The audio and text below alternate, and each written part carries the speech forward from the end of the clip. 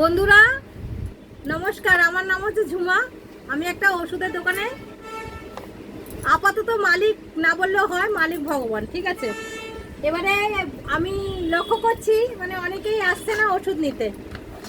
কেন এখন যে খবরগুলো বেরিয়েছে সত্যি মানে ওগুলো তো আর কিছু আছে ভুয়ো, কিছু আছে সত্যি, মানে সব কিছু তো ভুয়ো নিলে হবে না।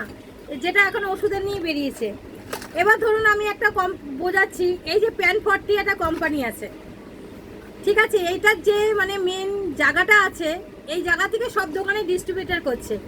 এখন মানুষ আমার দোকানে আসছে না, আমি মানুষকে বোঝাতে পারছি না যে এই ওষুধটা আমি বানাচ্ছি না। এই ওষুধটা যদি আমার কাছেও আছে, ওর দোকানেও আছে, ওর দোকানেও আছে, সব দোকানেই আছে। যেই দোকানে যাবেন সেই দোকানেই পাবেন।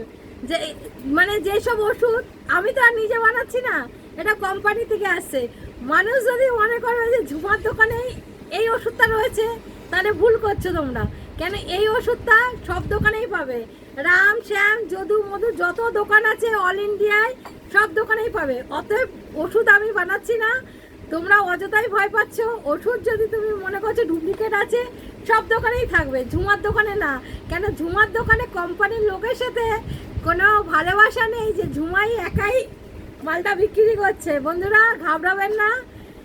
দেখুন, আমরা যখন অপারেশন করতে যাই, অজ্ঞান হয়ে যাওয়ার পর ডাক্তাররা ওটিতে নিয়ে গিয়ে অনেক কিছু করে, আমরা দেখতে পাই না, আমরা ভগবানের ভরসায় ছেড়ে দিই।